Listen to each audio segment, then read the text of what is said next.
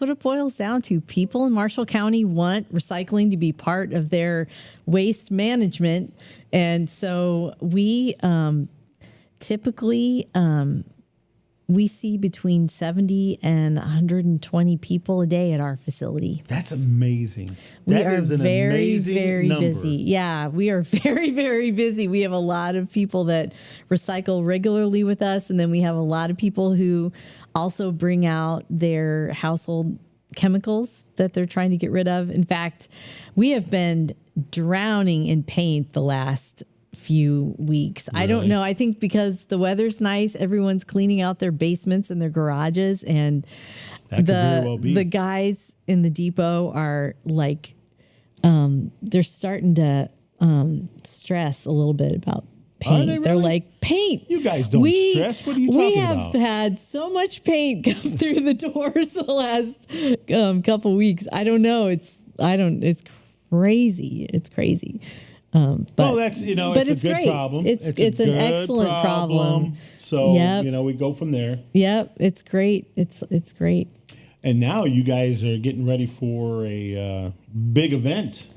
Yes. That you got coming up, right? Yes. So we always have something in the spring because it's Earth Month in April. And we thought, let's do something fun in the fall as well. So we've come up with a new event that we're going to do on Saturday afternoon. It's called Fall into Recycling. Like it. And it goes from noon until 4. It's an opportunity to do several things. First of all, we are going to have a couple displays about composting. Composting is a great thing to do anyway because food waste is a real environmental issue. We have food waste going into our landfills that creates methane. Methane is one of the key contributors to what we call that greenhouse effect. It's one of the causes of climate change. So keeping food waste out of the landfill is a growing issue. It's something that a lot of people are talking about, and how can we solve that problem? And one way to solve it is to compost. So we're going to have a couple different ways, displays that show different ways to compost, whether you have a lot of room or you have just a little bit of space. I have a tiny little yard, but I still have room for a tiny little compost bin. And the fall is a great time to start a compost pile or bin in your yard because one of the great things you can do is put your fall leaves in a compost bin. Fall, a lot of people bag their leaves or they burn their leaves. Right. Neither one of those is a good solution for dealing with your leaves. Still, they're a problem. You can't just leave them on your lawn. So one of the things you can do is start a compost pile. And leaves are a great source of carbon. So you can pile those up. You can designate a spot where you're going to put it. Right. And then go from there. Yep, exactly. And we try and compost as many of our leaves as we can. Thankfully, we live in town, so we don't have to. We have this the pickup, the street department pickup, which is great. But a lot of people don't have that. So composting is a great way to use those leaves, and they turn them into some awesome fertilizer, whether it's for your garden or your landscaping, even your houseplants. I mean, there's a lot of great uses for that. So Fall into Recycling, we'll have some compost displays. And then we are also going to have some tours of the Recycle Depot so people can walk through, see how we handle the hazardous waste that people bring us. The whole battery thing just blows my mind. Yes. My gosh, the barrels of batteries. Batteries, the conversation around batteries is really, not to pun, but heating up. Because more and more of our devices contain lithium batteries. There was an amazing picture that came across I think it was my LinkedIn feed or something, that was a picture of a melted baby car seat. And what had happened was there was a children's book that contained a lithium battery, a button cell lithium battery. It was sitting under the car seat. It sat in a hot car. And the problem with lithium batteries is when they are under stress, if they get too cold or they get too hot, they go into something called thermal runaway. And because there's so much energy in those batteries, it set that book on fire. Wow.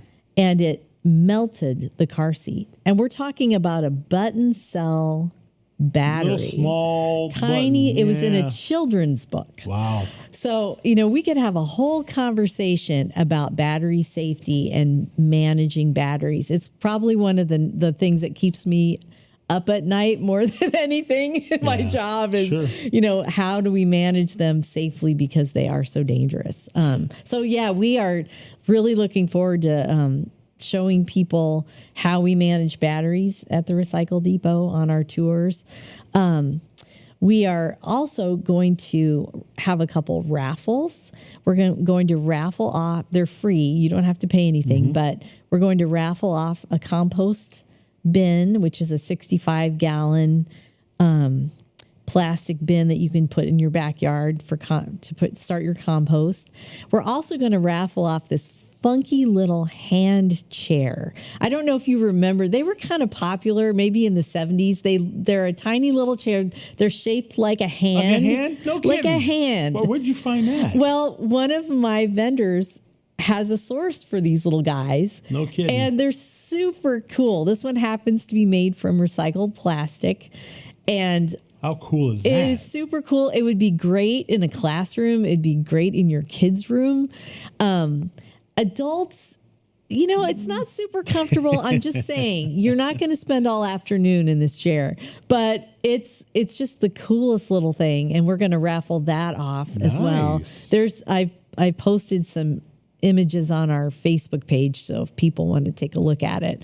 But it's just a fun thing to raffle off. Cool. We thought, why not? This will be fun. So we're inviting families. We're inviting anybody interested in finding out more about the Recycle Depot. Come out noon to 4 this Saturday. We will have some apple cider, and we'll have some depot tours and some raffles. Sounds like a depot celebration. It kind of is. And we're also going to have some face painting as well. There you go. We thought, why not? Let's just make this kind of a family Are you day. doing the painting? Absolutely not. Oh, okay. Absolutely not. I figured I'd ask. You never Really know. qualified people are doing the face painting. And we're also hoping to have some, this is so outside my comfort zone, but we're going to have some farm animals there for. Really? Yes. We thought that might be fun as well.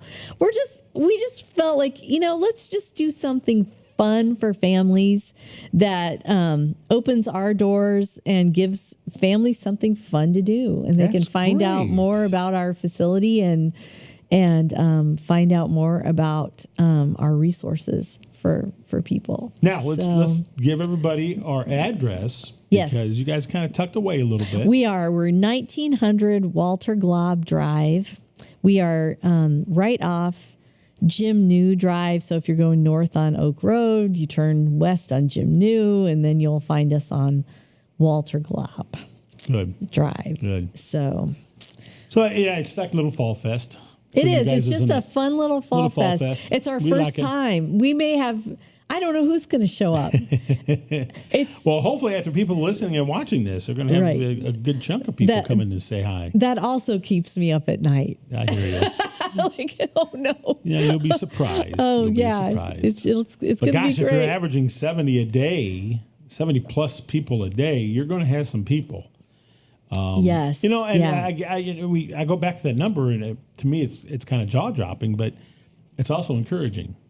You know, it is encouraging. The fact that people are taking responsibility instead of just throwing it in a trash bag and shipping it off. Right. Where again the risk of something bad happening is even greater. Right. So that is encouraging.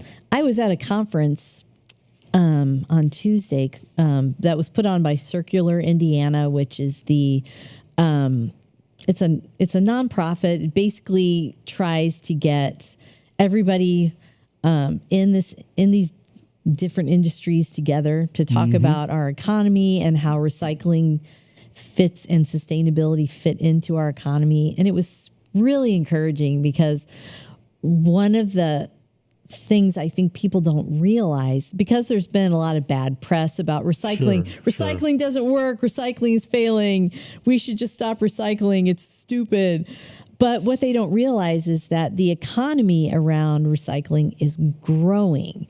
There are more companies in Indiana looking for recycled material.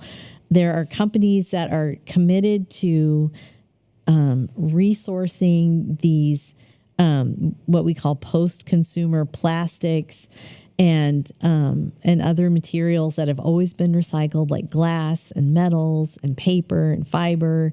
There are companies in our state that are outsourcing glass and outsourcing metal because Hoosiers aren't recycling enough. We're not recycling enough. And there are companies that want this stuff, but they're having to go out of state to get it because Hoosiers are not recycling enough. And I think it's because we don't have access to recycling. I think that. What do you mean by that? I think that there are in some cases recycling is expensive if you have to do it by subscription. So if you have to hire a company to come and pick up your trash and your recycling, it's costly. A lot of people don't want to pay that. Or there's not a lot of political will around recycling. For a while, we had a recycling ordinance in Marshall County that said if you picked up trash, you also had to pick up recycling. That was repealed. And now we have less people recycling at curbside because the companies that they have to hire or that they hire don't have to recycle now. Yeah, so that's out of the company's pocket. Right. It does make waste less expensive because they can find people to pick up their trash that doesn't cost as much. But at the same time, it unfortunately, we now have companies that are picking up trash, but they're not offering recycling. And so that means less access. So that's why we're so much busier at the depot. We're the only drop-off recycling site in the county. So it's great because it makes recycling more affordable, but at the same time, it's overwhelming for you guys. It's become quite a challenge for us because our facility is not set up to handle all of this traffic. So does that mean you guys got to get bigger? Yeah, and that's one of the other things that keeps me up at night. It's trying to figure out, how do we optimize our facility so that we can continue to do this without also having, making it, because, sometimes we have a line of people that want to recycle with us. And that makes people impatient. They're in a hurry. They want to get this recycling, done. They've got other errands to run, and it becomes quite a bottleneck. Right. So that's another thing that, I think, I'm about ready to start a new 5-year plan for our facility. And so that's definitely on the table is how can we optimize our space and our driveway and keep people safe, because that's another thing that's really scary is sometimes people get in a hurry, and we've got pedestrians and we've got forklift, and so just trying to make sure that everybody stays patient. And, So yeah, you got a lot on your plate. That's what you're saying. Yeah, that's what you got going on. And with that, okay, let's talk about the future here for a little bit. Where do you see changes coming? As far as recycling goes, what I'm hearing from you, it's a tough thing because, again, costs. But what about the technology aspect? Is there any way we can work in technology that's going to help us be more attracted to recycling and maybe kind of figure out a way to cost cut on that at the same time? I mean, that's a big question right there. Don't get me wrong. Right. But you're a smart woman who knows what she's doing. So I think you can handle this question. Well, the technology around recycling is pretty exciting right now. We took some folks up to the what's called the material recovery facility up in Elkhart, where all of our recycling goes. And there's been so much talk about contamination recycling. It's all going to the landfill. Well, one of the types of improvements in recycling technology is dealing with contamination. And because, unfortunately, people do abuse their recycle bin. They do throw stuff in there that shouldn't be in there. But also people are very confused about what goes in there. And sometimes that education and information isn't getting out the way it should be getting out. But one of the cool things that I learned the last time we went up to this material recovery facility is how much they're starting to use AI. So on these, as these big loads of recyclables come in, and as they get sorted, more and more it's being sorted mechanically, but it's also being sorted by AI. So there are actually these optical scanners that can tell the difference between plastics, and they can actually send a puff of air to send one water bottle one way and one aluminum can the other. They're starting to use robotics for sorting.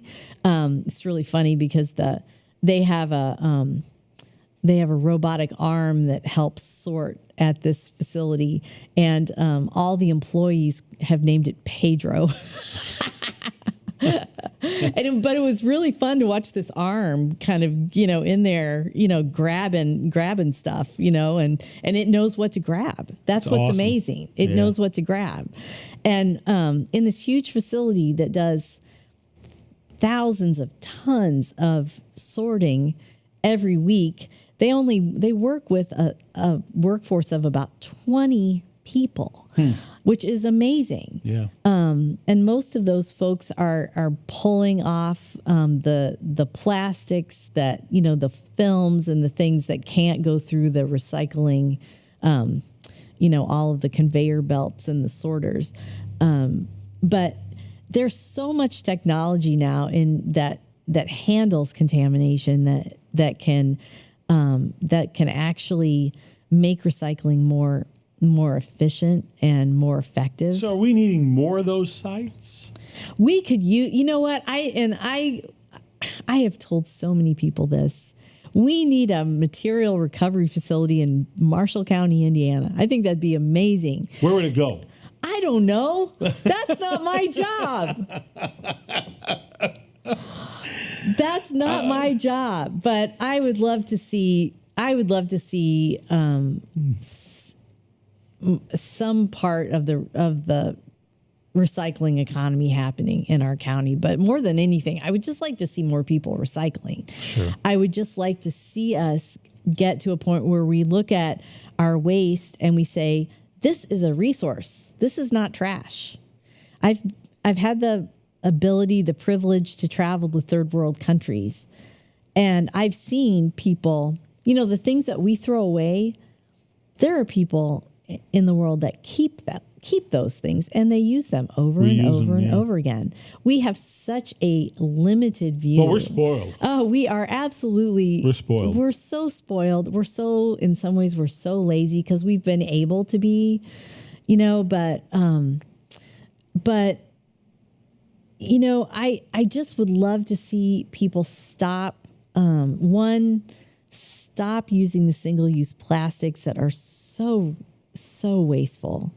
You know, buy a dang water bottle. Stop buying plastic water bottles. Just drink tap water. You know, I don't know. I could go on and on about that, but I just really feel like trying to convince people that recycling is working and that material is being reused and it is going back into our economy, and that the economy in Indiana, we are absolutely we are a regional center for recycling and manufacturing. That's one thing I did learn at this circular economy conference. And I heard from people from Michigan and Ohio saying, Indiana, get with the program. You guys we're sending you material and you're sending us material. You are a regional player in recycling and manufacturing. Wake up and get your people recycling. This material is being used and reused, and it's important. Yeah, it's important. It is interesting, but you know as well as I do, a lot of all this decision making, bringing in another plant like you were talking about, the one in Elkhart. There's money. Money's always going to be the root of all evil, right? And I think that's where a lot of hesitancy is. And then when they hear that, people continue to struggle separating recycling with the garbage, it's kind of like, all right, do we make this kind of investment? Now, thank God for people like you, but at the same time, when I'm hearing 70 a day that you're getting, you aren't a big facility. You're about a good average facility, and that needs more room, And we need people to recycle at curbside is what we need. We need companies that can pick up people's recycling at curbside and not charge them an arm and a leg. Yes. It needs to be accessible. How do you do that? I don't know. In some ways, it's so crazy because you're going to hear the justification for it costing more. Right. By the company. Right. You're going to hear that. Right. And in some ways it's so backwards because we should not be paying for recycling. I mean, in an ideal world, this material that we're giving to these multi-million-dollar companies, they should be paying us. Yeah. That's how recycling used to work. And in some places it still does. But it's so frustrating because I really do feel like for many people, for many people in this county, they would rather burn their plastic than pay for recycling. And we literally had a woman on Friday who brought out bags and bags of plastic water bottles, and she said, my daughter tells me I can't burn these anymore, so I guess I'm just going to recycle them. I almost fainted. I thought, you're burning these? You're making poison. Yeah. If you burn plastic, you are making dioxins. Dioxins are carcinogenic. But we have, there's I just couldn't believe it. But again, people that's probably the thing that I struggle with the most is just trying to convince people it might be easier to burn, it might be easier to throw it away, but it makes more sense to recycle it from a sustainability point of view, but also just from a stewardship point of view. I mean, this is stuff we can reuse, Right. And we just need to keep doing it.